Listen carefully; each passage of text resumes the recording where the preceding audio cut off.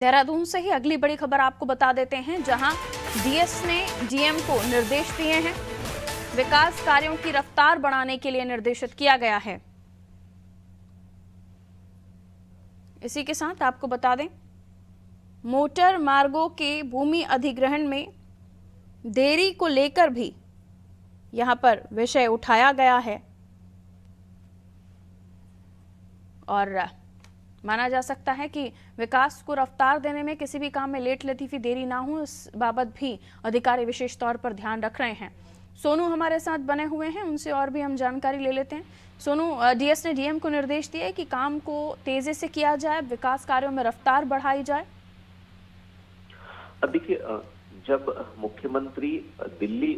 जाते हैं तो संबंधित जब केंद्रीय मंत्री से मुलाकात करते हैं तो उत्तराखंड के विकास से संबंधित जो योजनाएं उनकी स्वीकृति के लिए अनुरोध करते हैं, और जब मुख्यमंत्री के अनुरोध को स्वीकार कर लिया जाता है तो उसके बाद जो योजना है उसको धरातल पर उतारने के लिए अधिकारियों की जिम्मेदारी बढ़ जाती है। और ऐसे में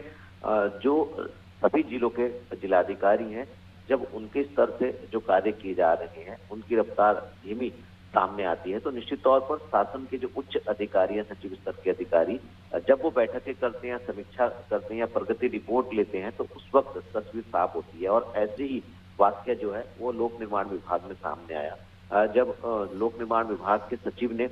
जिलाधिकारी से अपडेट किया तो उन्होंने साफ तौर पर जो अधिग्रहण होना है, खासतौर से मोटर मार्गों के निर्माण के लिए, हाल ही में भी केंद्रीय सड़क परिवहन मंत्री ने भी कई राष्ट्रीय राजमार्गों का लोकार्पण और शिलान्यास किया है, क्योंकि आने वाले समय में 31 मार्च तक जो भी बजटीय प्रावधान किए गए हैं उसके सर्टिफिकेट्स भी केंद्र सरकार को देने होंगे। जो जनपदों पे खर्च किया जाता है उसको राज्य सरकार को सर्टिफिकेट देने होते हैं। लिहाजा आने वाले समय में चूंकि चुनाव की आचार संहिता भी लागू होने वाली है, इन दोनों ही पहलुओं को ध्यान में रखते हुए 31 मार्च से पहले पहले जो तमाम निर्माण कार्य शुरू होने, मोटर मार्गों से संबंधित या अन्य विकास कार्य इनकी कवायद तेज से की जाए और इन कार्यों को धरातल पर उतारा जाए। इसी पर फोकस करने के उद्देश्य से अधिकारी जो हैं वो समय समय पर प्रगति रिपोर्ट लेते हैं और फिर दिशा निर्देश देते हैं। तो अब देखना होगा जो मोटर मार्गों की निर्माण के कार्य हैं, खासतौर से उत्तरकाशी, रुद्रप्रयाग है, कुमाऊं क्षेत्र के कुछ इलाके हैं, यहाँ पर जिन मोटर मार्गों का निर्माण होना है उनमें विलंब क्यों हो रहा है,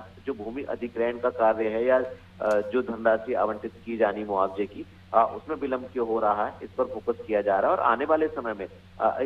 ये उम्मीद की जा रही है कि अधिकारियों के दिशा निर्देश के बाद इस कार्य में प्रगति होगी और जिन कार्यों को दिया गया है इन कार्यों को हम धरातल पर देख पाएंगे।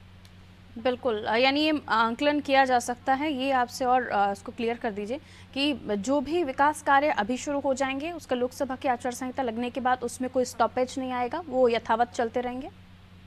देखिए, ये अपने आप में एक अहम सवाल है पारुल, क्योंकि लोकसभा चुनाव की आचार संहिता शुरू होने से लगने से पहले जो विकास के कार्य शुरू हो जाएंगे उन पर किसी तरीके की कोई अड़चन नहीं आएगी, वो अनवरत चलते रहेंगे। और यही फोकस शासन के उच्च अधिकारी कर रहे हैं कि आचार संहिता शुरू लागू होने से पहले जो विकास के कार्य शुरू किए जा सकते हैं उनको कर दिया जाए, क्योंकि जो केंद्र सरकार की तमाम योजनाएं होती हैं उनके लिए उसकी उपयोगिता और धन का उपयोग कैसे किया गया है इसका भी जस्टिफाई करना होता है, खास तौर से अधिकारियों को, विभाग के सीनियर अधिकारियों को, और जो राज्य सरकार के अधिकार क्षेत्र के कार्य हैं उनको भी, जो जिले के स्तर पर होते हैं उनको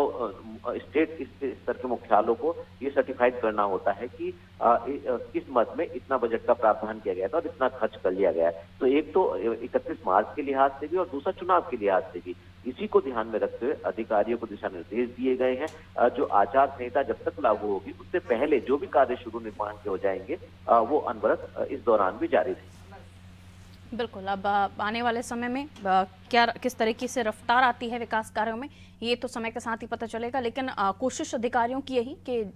जो विकास कार्य हैं उनको शुरू कर दिया जाए ताकि किसी तरह की बीच में रुकावट ना आए। मैं लौट रही हूँ सोनू अगली खबर पर।